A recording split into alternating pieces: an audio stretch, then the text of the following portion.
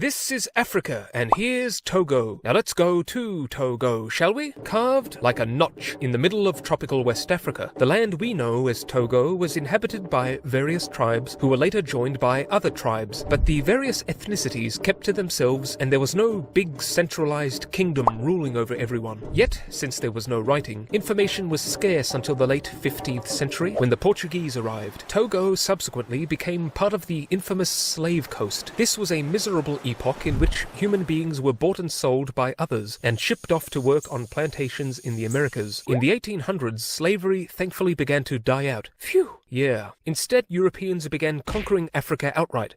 This was called the Scramble for Africa, and Africa couldn't have been more scrambled if it were an egg. Togo was taken by the German Empire, who labelled it Togoland. So if you wanted to arrive by ship, eventually you would have to go land in Togoland. Okay, no more of that. The Germans introduced modern infrastructure and pushed for amped up agricultural production, but during World War I, Togo was invaded by the British and French, who split the country between them. The British bit would later join Ghana. In 1960, Togo gained its independence, and the following year, Sylvanus Olympio was elected the first president. So after that, everything was good. Oh, wait, he got assassinated. This guy ran the show from 1967 to 2005, when he died. He was succeeded by his son, who also mysteriously kept getting elected. The people finally rose up against it all, and the result was the same guy got elected again.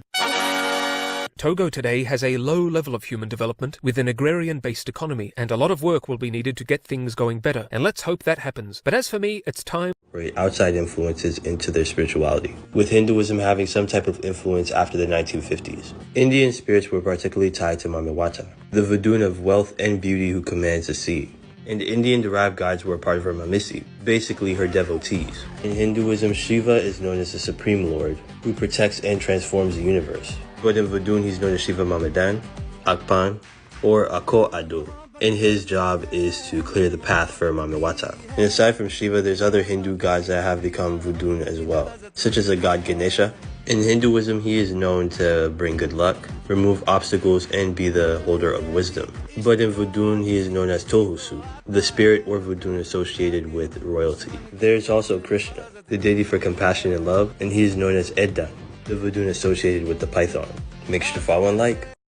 Togo में है, यहाँ पर भी priest पुजारी सभी टोगोलीज national हैं।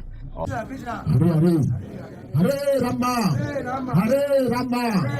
रामा रामा हरे हरे जय जगन्नाथ।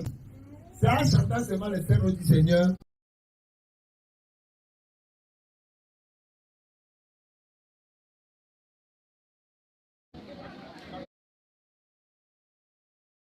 करने को घूमने फिरने के लिए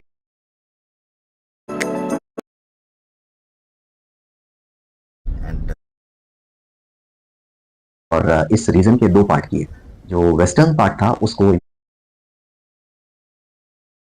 अद्भुत और सुंदर सा शिव मंदिर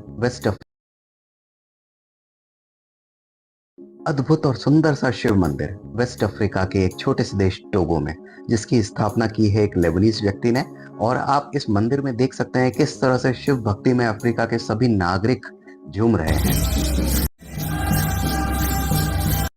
अद्भुत और सुंदर वो हिंदू टेम्पल यहाँ पर है, गुरु नानक देव को समर्पित है, जो सिखों के पहले गुरु है, और दुर्गा माँ का भी टेम्पल यहीं पर है।